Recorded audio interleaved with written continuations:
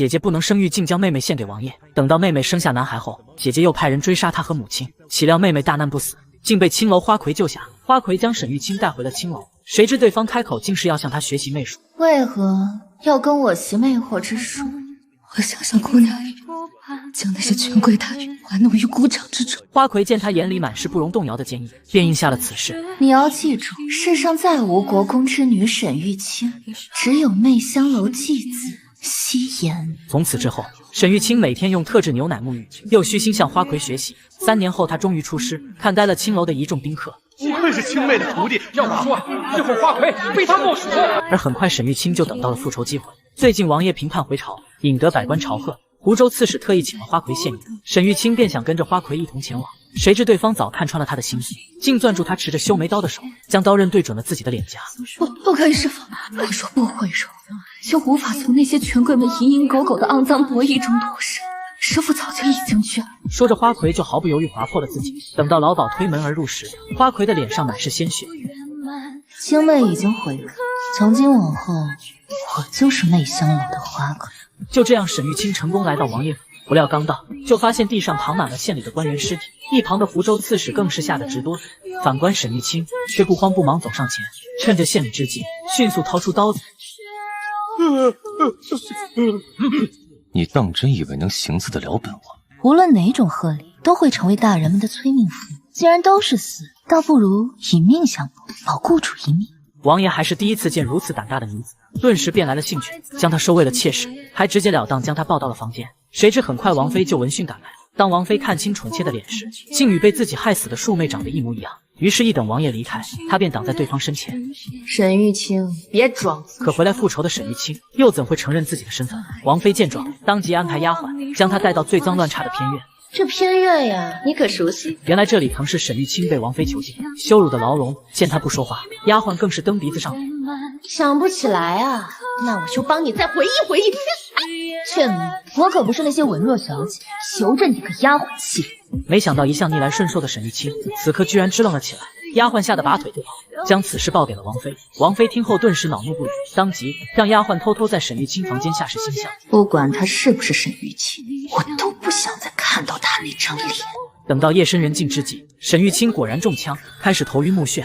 恍惚中，他似乎看到自己和小娘被王妃折磨的场景。就在他心慌意乱之际，丫鬟悄悄出现在房间。今日便是你的死期！你杀母夺子之仇未报，我沈玉清怎么敢死？沈玉清毫不犹豫地将丫鬟绑了起来，并给她安排好了死亡剧本。明天我就来勘验现场，只会发现你闯进我的卧室偷东西，然后不慎被火烧死。为了制造不在场证明，沈玉清又来到花园弹奏，而另一边的王妃浑然不知，计划败露，准备和王爷春宵一刻。结果下一秒，一阵摄人心魄的琴声传来，成功吸引王爷的注意。偏远的琴声，见人就是矫情，发个疯还这般不谙世。最终，王妃只能眼睁睁任由王爷去花园。看到正在弹奏的沈玉清，王爷情不自禁地动起了心，干脆将其给抱到了房间。就这样，沈玉清不仅成功争宠打了王妃脸，还为自己杀害丫鬟制造了完美的不在场证明。与此同时，王妃终于察觉丫鬟不见，雀奴呢？这一仗王妃败得彻彻底底，心高气傲的她自然不会善罢甘休。虽然沈玉清一直以青楼花魁自居，但第六感还是告诉王妃，她一定就是曾被自己呼来喝去的庶妹。于是王妃二话不说，叫来了自己的表妹。表妹一见到沈玉清就兴奋了，世上竟有如此相像之人。面对步步逼近的表妹，沈玉清一时间有些慌了神。原来表妹仗着自己是当朝太后的私生女，便行事嚣张跋扈，还酷爱大烟。每次上头，他都会用烟斗去烫年轻女孩的身体，而沈玉清便是众多受害者之一。直到他当上花魁，学会了顶级的媚术，这才得以遮掩身上的烫发。眼看表妹又想拿自己作乐，沈玉清强装镇定，反客为主。我烫着了，他不怀疑了吗？让我看看。小姐不要这样。趁着表妹意乱情迷，沈玉清迅速开溜，而不出意外的，表妹误将王妃当成了沈玉清。惹到你了！大小姐，这是王妃呀！王妃再次被沈玉清摆了一刀，而清醒过来的表妹也意识到自己遭到沈玉清设计，于是她恼怒地找到对方。今日我便把你的牙齿一颗一颗敲掉，我看你还拿什么要宠？表小姐恕罪，这是内务府给王妃准备的秋夜首饰啊！可沈玉清见状，却淡定地捡起首饰，然后戴在了表妹头上。这凤钗只有您才能压得住公主殿下，这才是您该有的模样。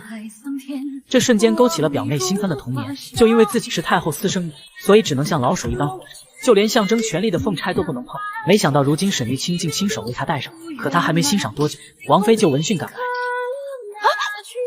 这也是你能带的。他拿凤钗时，你就该趁机将他治罪。你抓不住裴姬的心，不低三下四的求我，你还命令我。这一刻，表妹对王妃的恨意在燃烧，而挑拨二人的关系还只是沈玉清复仇的第一步。之后，他又收买了一个丫鬟。由于丫鬟和沈玉都对小姐恨之入骨，于是二人决心联手复仇。而很快，他们的机会就来了。恰逢第二天是小姐的定亲会，作为表姐的王妃生怕她惹出事端，便禁止她吸食大烟。结果到深夜时，小姐突然烟瘾发作。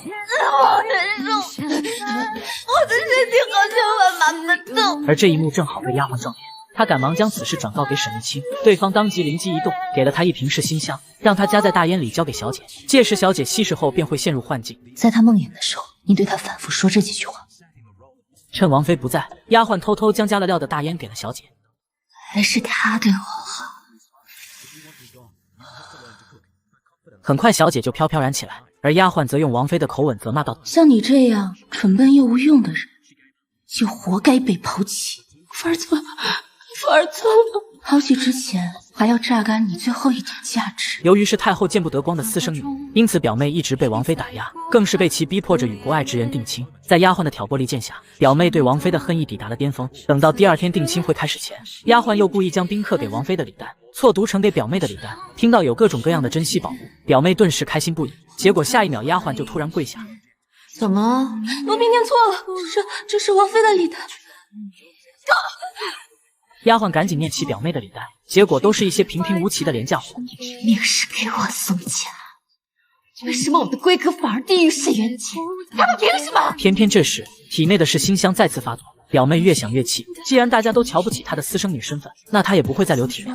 于是她直接冲到宴会现场，将宾客们的丑闻一五一十的说了出来。你们又比我好到哪里去？李丫头，你独守空房3年，牙公可没少给你。快，将表妹抓进房间后，王妃本想让她冷静下来，怎料表小姐长时间积压的怒火被点燃，当即便对王妃谩骂起来。一时间，王妃怒火中烧，失手将她错杀。